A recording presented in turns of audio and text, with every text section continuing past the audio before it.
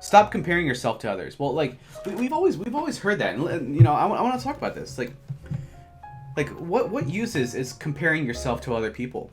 Like as soon as you begin to do that, you make the game for yourself unfair.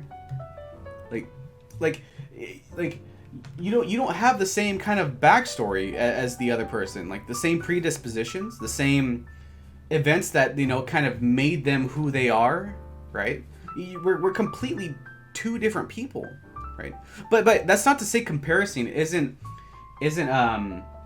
useful, right? Because we can actually utilize comparison, not in the way that that we might first think, right? Like it's not useful to completely compare ourselves, but it is really useful to compare the tools that allow that person to successfully do the things that they do, right? And we can take those things. It's like okay, like here's what I'm doing, right? Here are the tools all out that I have, and I have to be really honest. That's a very crucial thing. Really be honest about what your capacities are, right? And then look at their capacities, and say like, okay, like they have that. Let's say they have a certain technique, when they paint, or they're they're working out a certain way that you didn't even consider. It's like okay, now that we know what we're capable of, it's like okay, I can use that, right? And then the next thing after you do that, you can take the tools that you have, and then here's the real thing. Here's the big kind of idea that encompasses comparison. The best kind of comparison you can do at that time, after you gather as many tools as you find that is useful, that you actually want to use, is to compare yourself with the person who you were before. Because when you do that, when you compare yourself to the person you've been, that's a game you can actually win. That's a game you're guaranteed victory. Isn't that cool? I mean, really think about that, right? And it's not like a thing where you kind of beat yourself up. It's not like, oh yeah, like I was that kind of person, like think about like when you were like in ninth grade, or I don't know the school system for Japan, but like in the United States, like it's high school. Like I'm gonna think back when I was in high school, and like let's say I'm a freshman, right? And then I think to myself, I'm like, man, I was so stupid. Like my 8th grade year, my 8th grade, my middle school year, I was so stupid back in middle school. And then the following year after that, right? The following year we're like in 10th grade we say like, man, I was so stupid. I was such a stupid freshman, right? And then we keep doing that as we grow older, right?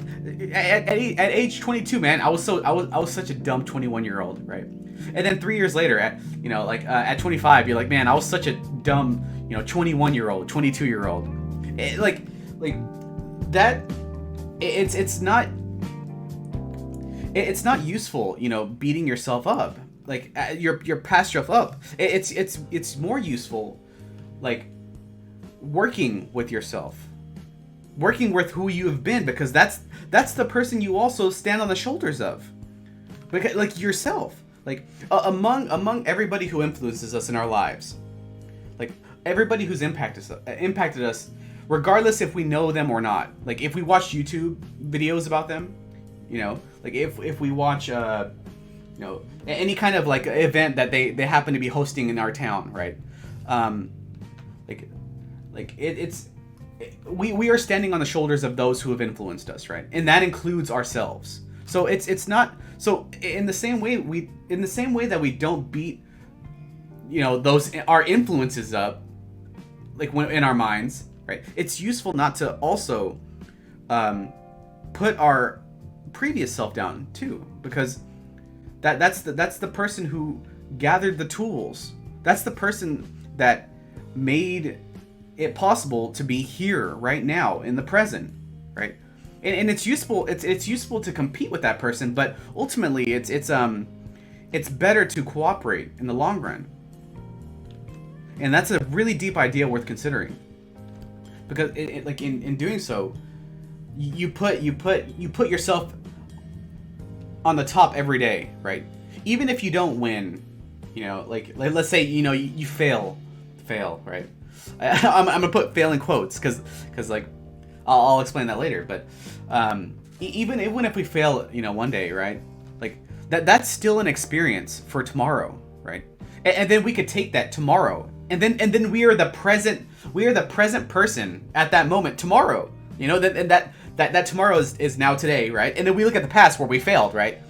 And then we could take that experience that the past person gave us, that person who we were yesterday, and then we can use it, right? That's the beauty of working with yourself by comparing yourself to your previous self. Isn't that really cool? That you can, and then you guarantee yourself victory. You guarantee yourself further success, and that's worth it, right? Because you have your own backstory. Your previous self has your backstory. You are that person, and you will continue to be, the person who you are each moment.